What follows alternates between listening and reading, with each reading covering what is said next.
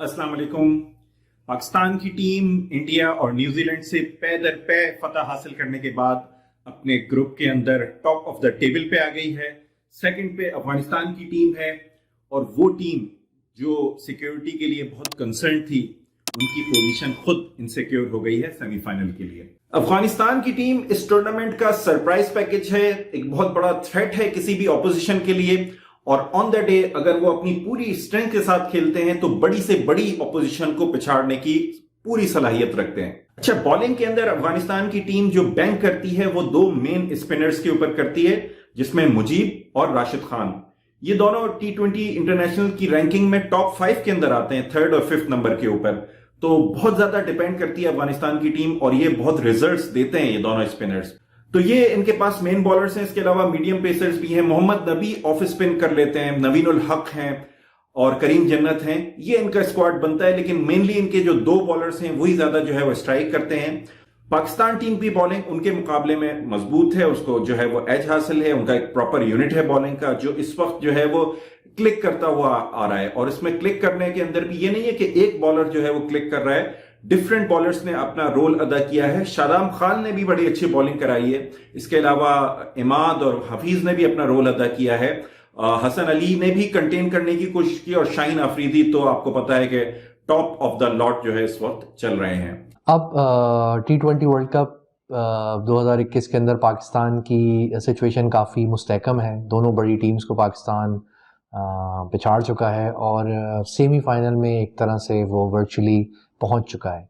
हमारा next match Afghanistan से होने जा रहा है और अगर अफगानिस्तान और पाकिस्तान की बॉलिंग का मुवाजना किया जाए तो पाकिस्तान की फास्ट बॉलिंग को उतना ही एज हासिल है जितना अफगानिस्तान के स्पिनर्स को हासिल है। अफगानिस्तान के पास दो बेहतरीन स्पिनर्स मुजीब और राशिद खान हैं और दोनों वर्ल्ड क्लास स्पिनर्स हैं और T20 में बड़ी टीम्स के खिलाफ अपना जौहर दिखा चुके हैं और इस टूर्नामेंट में भी पहले मैच के अंदर सबको हैरान कर चुके हैं। तो मैं ये समझता हूँ कि अफगानिस्तान की बॉलिंग एक स्ट्रॉन्ग पॉइंट बन सकती है। अगर स्पिनर्स को पाकिस्तान को पहले बॉलिंग करने का मौका मिलता है जैसे अब तक के सारे मैचेस में पाकिस्तान करता रहा, तो डेफिनेटली पाकिस्तान के पास एज हासिल है। बाद में जो है वो बॉल भी थोड़ा सा बाद में ड्यू होता है, ड्यू फैक्टर की वजह से बॉल ग्रिप कम होता है, लेकिन अदर देन दैट पाकिस्तान के पास बॉलिंग में एज हासिल होगा। पाकिस्तानी फास्ट बॉलिंग बहुत अच्छा परफॉर्म कर रही है और आई थिंक सो कि हमें इतना प्रॉब्लम होना नहीं चाहिए उनकी बॉलिंग के ख़िलाफ़ भी। इस वक्त पाकिस्तान ज़ाहिर बात है अपने ग्रुप में लीड कर रहा है और ये बड़ी खुशाइन बात है क्योंकि इन्होंने दोनों मैचेस पाकिस्तान ने अपने जीते हैं और न्यूजीलैंड और भारत जैसी मजबूत टीमों के ख़िलाफ़ तो डेफिनेटली पाकिस्तान आइंदा के मैचेस में भी बहुत अच्छा परफॉर्म करने की सलाहियत इसमें रखता है और उम्मीद है कि वो अपने ग्रुप के तमाम मैचेस भी जीत लेगा। पाकिस्तान और अफगानिस्तान की बॉलिंग को अगर आप देखें तो सिर्फ अफगानिस्तान और पाकिस्तान नहीं बल्कि पाकिस्तान ने तमाम अपने ग्रुप के जितने भी टीमें हैं उनमें लीड कर रहा है बॉलिंग में।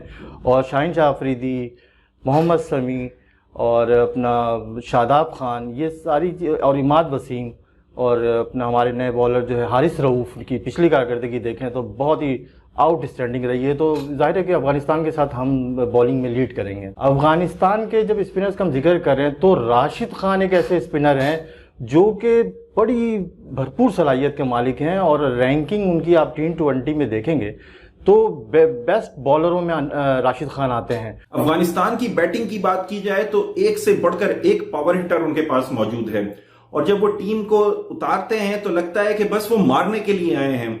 तो बड़ा ही उनके पास पावर हिटर्स की एक लाइन मौजूद है। ओपनर्स की बात करें तो हजरतुल्लाह जाज़ई, मोहम्मद शहजाद बहुत बड़े पावर हिटर हैं। उसके बाद रहमानुल्लाह गुरबाज हैं, मोहम्मद नबी हैं, नजीबुल्लाह जदरान हैं और उसके बाद उनके जो एक्स कैप्टन हैं असगर अफगान हैं, गुलबदीन हैं।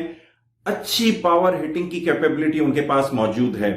तो अगर तो उनमें से कोई भी ऑन द डे चल जाता है और उनमें से एक या दो लोग जो है वो क्लिक कर जाते हैं तो बड़ी तबाही मचा सकते हैं, ऑपोजिशन को बहुत ज्यादा परेशान कर सकते हैं। पाकिस्तान की बैटिंग ऑन पेपर ज्यादा मजबूत नजर आती है, हमें ज्यादा बेहतर लगती है, उसके अंदर डेप्थ मौजूद है। पाकिस्तान की अगर बैटिंग का इस वक्त मुवाजना किया जाए तो आई थिंक पाकिस्तान वो टीम है जिसके अंदर सबसे ज़्यादा बैटिंग लाइनअप में डेप्थ है।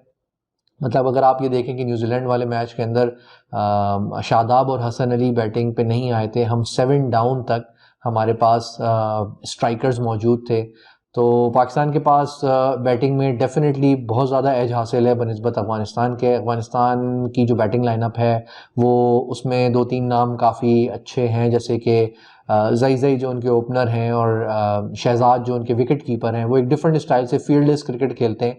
नबी उनके जो पहले कैप्टन भी थे, वो भी एक अच्छी स्ट्रोक मेकिंग प्लेयर है। पाकिस्तान अफगानिस्तान की अगर बैटिंग की देखी जाए, जाहिर बात है पाकिस्तान एक बहुत ही तजुर्बेकार टीम है और इसके मैचेस T20 में कहीं ज़्यादा हैं, बहुत ज़्यादा T20 खेलती रही है, और अफगानिस्तान उसके मुकाबले में उनको मैचेस कम मिले हैं। लेकिन बैटिंग में जाहिर है कि पाकिस्तान उनसे बहुत ऊपर है। हमारे दोनों ओपनर रिजवान, बाबर, शोएब मलिक और इसी तरह मिडिल ऑर्डर हमारे तमाम बहुत अच्छी कारकर्दगी दिखा रहे हैं और इनका मोरल हाई है, तो यकीनन हम उनसे ऊपर हैं बैटिंग। तो अगर पाकिस्तान के जीतने के चांसेस के बारे में बात करें तो ऑन पेपर तो पाकिस्तान के लिए अफगानिस्तान की टीम से जीतना ज्यादा प्रोबेबल है।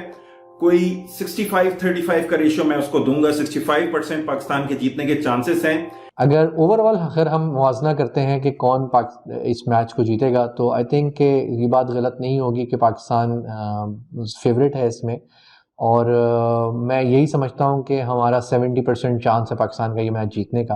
पाकिस्तान के अगर जीत के इम्कानात देखें तो पाकिस्तान जाहिर है कि चूँकि इस वक्त इसके टेम्परामेंट बहुत हाई है, तो 80% चांस है कि पाकिस्तान ये मैच आसानी से के साथ जीतेगा।